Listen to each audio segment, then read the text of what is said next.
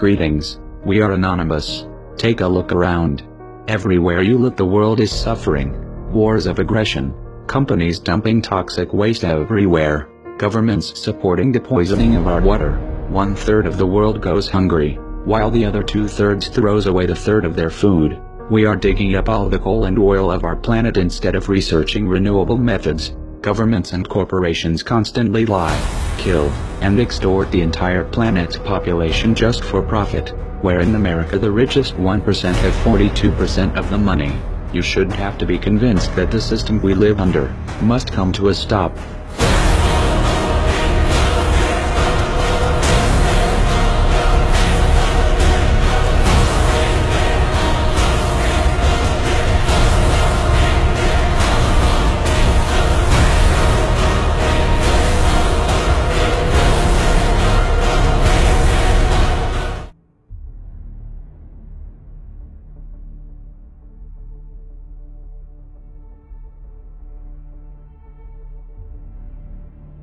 This is just a game to them, a game which is rigged in the most extreme ways, where they cheat at any given opportunity. It is a game in which the majority do not even know they are playing, working only to serve the pockets of the criminal banking cartels. They have created a psychological prison, where the prisoners are not even aware they are locked up. We live under a system in which the wealth is sucked from the poor, then given to the rich, where people actively harm others on this planet in the pursuit of profit. They have orchestrated a huge redistribution of power, purely for more control, but shrouded under the banner of justice. Massive surveillance, data collection of every citizen, hundreds of billions of dollars spent every year on the military-industrial complex, huge bailouts to the bankers, very few people controlling excessively large amounts of media corporations, in turn controlling the information we get, the funding of both sides of the wars, again only for profit and power.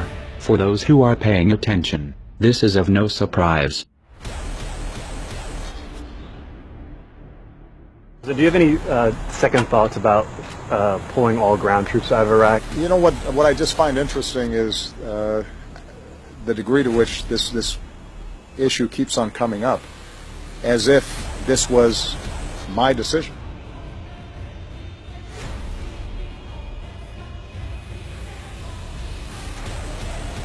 For the first time in 9 years, there are no Americans fighting in Iraq. 4 years ago, I promised to end the war in Iraq.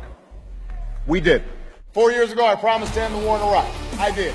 4 years ago, I promised to end the war in Iraq, and I did. I told you we'd end the war in Iraq. We did. I said we'd end the Iraq war. We did. I told you I'd end the war in Iraq, and we did. I ended the war in Iraq as I promised. In 2008, I promised we'd end the war in Iraq. We've ended it. I was able to keep my promise and end the war in Iraq. In 2008, I promised we would end the war in Iraq, and we've ended it. The war in Iraq is over. The war in Iraq is over from ending the war in Iraq. That's why I ended the war in Iraq. The first time in 9 years, there are no Americans fighting in Iraq. Don't tell me words don't matter.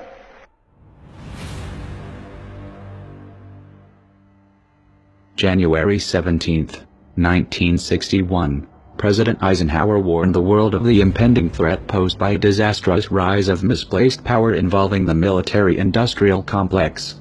3 months later, President John F. Kennedy would make an address before the American Newspaper Publishers Association, emphasizing the need for a free and independent press, making it clear that censorship and the act of covering up mistakes is unacceptable, especially in what's supposed to be a free and open society. Nevertheless, over 54 years later, it's clear that while some circumstances have changed, the same warnings still very much apply. The unfortunate and honest truth is that the very censorship and misplaced power the citizens were warned about 54 years ago, we're seeing occur today in the present. When the warnings of the past are ignored, history is doomed to repeat itself. To be fair, we had helped to create the problem we're now fighting. How? Because when the Soviet Union invaded Afghanistan, we had this brilliant idea that we were going to come to Pakistan and create a force of mujahideen, equip them with Stinger missiles and everything else to go after the Soviets inside Afghanistan. And we were successful. The Soviets left Afghanistan, and then we said, great, goodbye. These trained people who were fanatical in Afghanistan and Pakistan, leaving them well armed, creating a mess, frankly, that at the time we didn't really recognize. We were just so happy to see the Soviet Union fall, and we thought, okay, fine, we're okay now. Everything's going to be so much better. Now you look back, the people we're fighting today, we were supporting in the fight against the Soviets. In retrospect, the intelligence that everybody saw, that the world saw, not just the United States, was faulty. And in retrospect, once we invaded and took out Saddam Hussein, we didn't focus on security first. And the Iraqis, in this incredibly insecure environment, turned on the United States military because there was no security for themselves and their families. Those damn Iraqis, once we invaded, tried to fight back.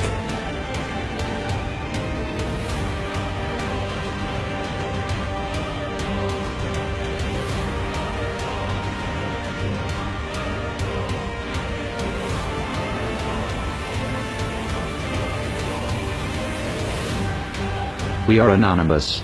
We are legion. We do not forgive. We do not forget. Expect us.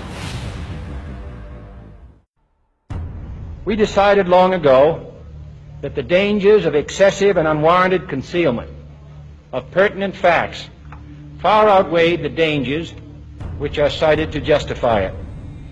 And there is very grave danger that an announced need for increased security will be seized upon by those anxious to expand its meaning to the very limits of official censorship and concealment.